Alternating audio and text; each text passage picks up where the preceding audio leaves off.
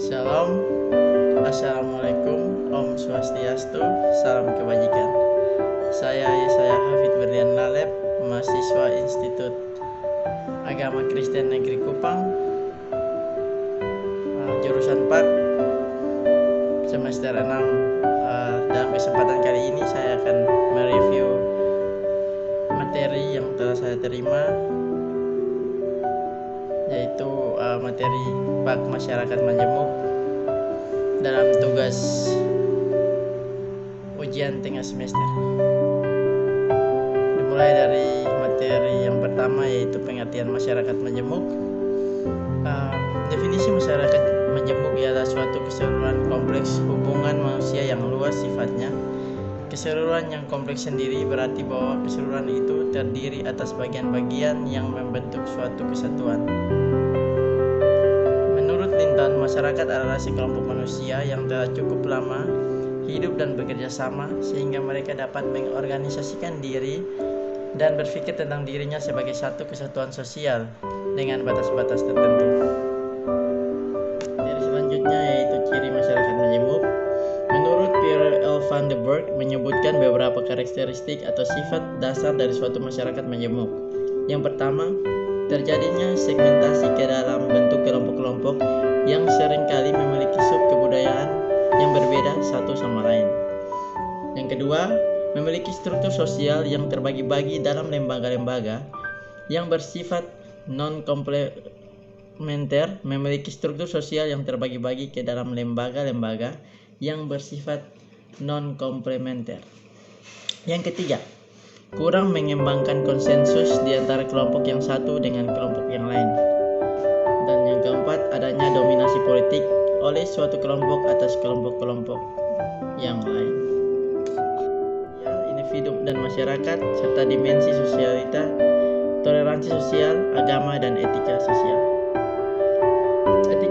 Etika sosial berkaitan dengan kewajiban manusia sebagai makhluk sosial, membicarakan tentang norma-norma sosial yang seharusnya menentukan sikap dan tindakan manusia antar manusia. Yang kedua adalah hubungan individu dan masyarakat. Sebagai makhluk individu, manusia mempunyai kebebasan untuk menentukan sendiri tindakan-tindakan yang ia lakukan atau yang tidak ia lakukan. Dengan sendirinya ia lalu harus bersikap terhadap alam dan alam sekitar. Dia dapat memelihara atau sebaliknya merusak alam. Ia bisa bersikap bersahabat atau sebaliknya bermusuhan dengan sesamanya. Semua ini tentu saja harus ia pertanggungjawabkan sebagai individu, pertanggungjawaban kepada dirinya sendiri dan kepada hati nuraninya. Dimensi sosialitas kehidupan manusia sangat erat terkait dengan ketergantungan dan keterlibatan individu pada masyarakat. Dimensi sosialitas mencakup yang pertama, ketertarikan manusia sebagai individu dengan individu lain dalam kehidupan kesehariannya. Manusia tidak bisa lepas dari sesamanya. Ia memerlukan sesamanya melalui kebersamaan dengan orang lain. Yang kedua, ketertarikan manusia dalam kehidupan masyarakat yang melembaga. Aspek kelembagaan ini tercakup dalam lingkaran keluarga, masyarakat luas, dan negara. Yang ketiga, ketertarikan manusia dengan dunia simbolik. Dunia simbolik membuat segala macam kepercayaan, pandangan, dan paham tentang makna realitas sebagai keseluruhan. Ia mencakup agama, pandangan hidup, sistem nilai, dan ideologi. Sistem-sistem simbolik ini menjelaskan kemanusiaan tentang hakikat dirinya, bagaimana seharusnya ia hidup sebagai individu maupun sebagai makhluk sosial. Hidup bermasyarakat merupakan kebutuhan kodrati dari manusia. Kehidupan masyarakat mengalami perkembangan, dan salah satu bentuk perkembangan itu adalah pertumbuhan heterogeneitas warga masyarakat dan mewujud makin fenomenal. Homogenitas hanya dapat dalam masyarakat yang menutupi diri, terpencil, dan tak terjangkau, dan jumlahnya makin menyusut dan berkurang. Berikutnya, agama dan etika sosial. Keberagaman tidak sekedar masalah keyakinan dan pelaksanaan ritual, ia juga menyangkut akhlak dan moralitas manusia. Agama tidak hanya mengajarkan apa-apa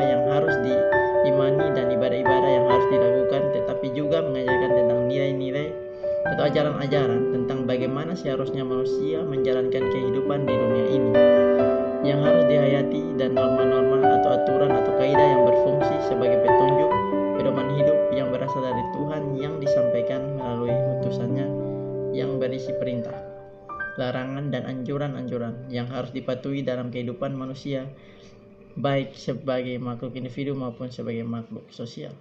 Baik, saya akan mereview kembali materi tentang konflik antar agama yang terjadi di Indonesia. Kali ini saya akan membahas yang terjadi di Ambon pada tahun 1999. Ada dua teori yang mendasari konflik di Ambon. Yang pertama yaitu teori premanisme, yaitu tentang perkelahian pemuda-pemuda di Jakarta, perkelahian pemuda-pemuda di Jakarta yang melibatkan pemuda-pemuda Ambon dan juga warga Ketapang. Yang kedua adalah teori Gerakan Republik Maluku Selatan atau RMS. Ada juga konflik yang terjadi di Ambon memiliki beberapa fase, yaitu fase yang pertama terjadi pada tanggal 19 Januari tahun 1999 yang bertepatan dengan Hari Raya Idul Fitri, di mana terjadi perkelahian antara warga Batu Merah dengan warga Merdeka yang menjalar dan membesar sehingga menjadi konflik antar warga desa beda agama. Konflik makin tajam dengan pembakaran masjid dan gereja. Kita lanjut pada fase yang kedua. Di fase yang kedua, dimulai dari akhir Juni hingga Desember tahun 1999, diawali dari konflik yang terjadi di Perumahan Poka pada tanggal 24 Juli 1999 yang menyebabkan ketegangan antar kampung. Akibat hal ini terjadi pemilahan di segala sektor yang membedakan kepentingan dan kebutuhan antara masyarakat Islam dan Kristen. Fase yang ketiga dimulai tanggal 26 April hingga akhir Juni pada tahun 2000. Konflik yang diawali dengan pawai perdamaian yang berakhir bentrok. Dan di fase yang keempat dimulai tanggal 27 Juni tahun 2000 hingga pada bulan Februari. Konflik ini dimulai dengan dilakukannya status darurat sipil, tetapi setelah 3 hari konflik kembali pecah. Dan di fase yang terakhir, yaitu fase kelima, dimulai dari bulan Februari 2002 hingga sekarang. Fase ini berawal dengan ditandatanganinya Perjanjian Malino pada tanggal 12 Februari 2002. Sehari kemudian bom meledak di perbatasan Batu Merah Merdeka. Konflik yang terjadi di Ambon secara bertahun-tahun tampaknya membuat warga menjadi saling pengertian. Musuh mereka bukan kelompok yang berbeda agama, tetapi orang yang mengacaukan Ambon. Fase ini juga ditandai dengan pembubaran laskar jihad yang diikuti dengan penarikan pasukan dari Maluku. Upaya-upaya yang dilakukan untuk mengatasi konflik di Ambon, tetapi ada beberapa faktor yang menghambat. Faktor yang pertama yaitu keterlibatan oknum tentara dan polisi dalam pembiaran konflik. Yang kedua, kurangnya komunikasi sehingga proses pendamaian tidak berjalan dengan baik. Yang ketiga, kondisi di Ambon pasca konflik tidak kondusif sehingga sulit untuk melakukan pertemuan dan sebagainya. Yang keempat, kurangnya adanya rekonsiliasi secara alamiah dengan cara masing-masing, baik di komunitas Islam maupun Kristen. Agama yang terjadi di Indonesia. Berikutnya yang saya bahas adalah konflik yang terjadi di Poso. Pada awal mula konflik terjadi pada tanggal 24 Desember 1998 yang sebenarnya adalah karena faktor pertikaian antar pemuda yang berbeda agama. Peristiwa ini menimbulkan sentimen agama yang cukup tajam bagi agama Islam dan Kristen, karena momentum kejadian ini bertepatan dengan perayaan Natal dan bulan puasa, yang juga kebetulan bertepatan dengan situasi politik yang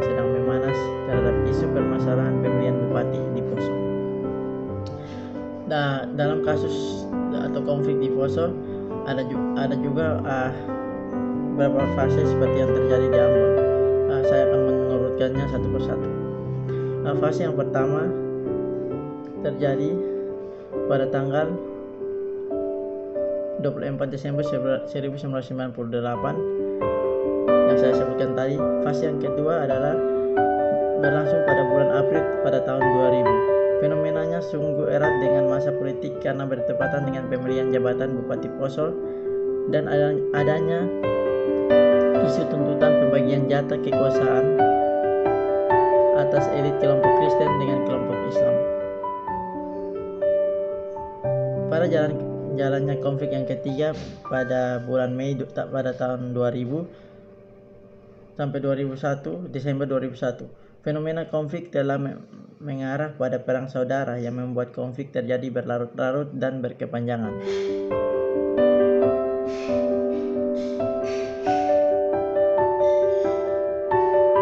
Upaya yang dilakukan untuk menyelesaikan konflik di Poso yaitu salah satu upaya pendamaian yang paling berarti dan berpengaruh adalah Deklarasi Marino 1 pada Desember 2001.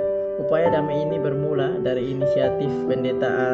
Tobondo yang menghubungi Menteri Koordinasi Politik Hukum dan Keamanan pada saat itu yaitu Bapak Susilo Bambang Yudhoyono, Menteri Koordinasi Kesejahteraan Masyarakat Yusuf Kala, dan Menteri Pertahanan Abdul Jalil untuk segera mengupayakan perdamaian di Poso. Upaya pendamaian yang sangat berpengaruh hasilnya dan menghentikan konflik di Poso adalah setelah turun tangannya pemerintah pusat melalui Menko Kesra Yusuf Kala yang ditunjuk menjadi pemimpin mediator dalam upaya damai di Poso. Membahas masalah atau konflik antaragama yang terjadi di Kupang pada tahun 1998. Hal yang mendasari konflik yang terjadi di Kupang tidak beda jauh dengan hal yang mendasari konflik di Ambon, yaitu tentang perkelahian antara pemuda-pemudi Ambon dengan masyarakat Ketapang yang terjadi di Jakarta. Peristiwa bermula dari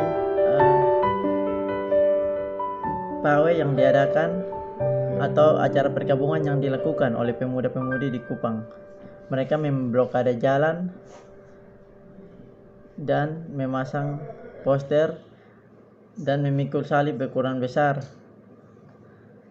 dan mengintari kota Kupang. Sekitar pukul 1 siang pada tanggal 1 Desember, massa melakukan pengerusakan terhadap kantor hutan tanaman industri Kupang. Pihak aparat kemudian melakukan langkah-langkah untuk melokalisir peristiwa agar tidak meluas. Suasana berubah menjadi rusuh ketika adanya sekelompok massa yang menyusup ke dalam acara tersebut.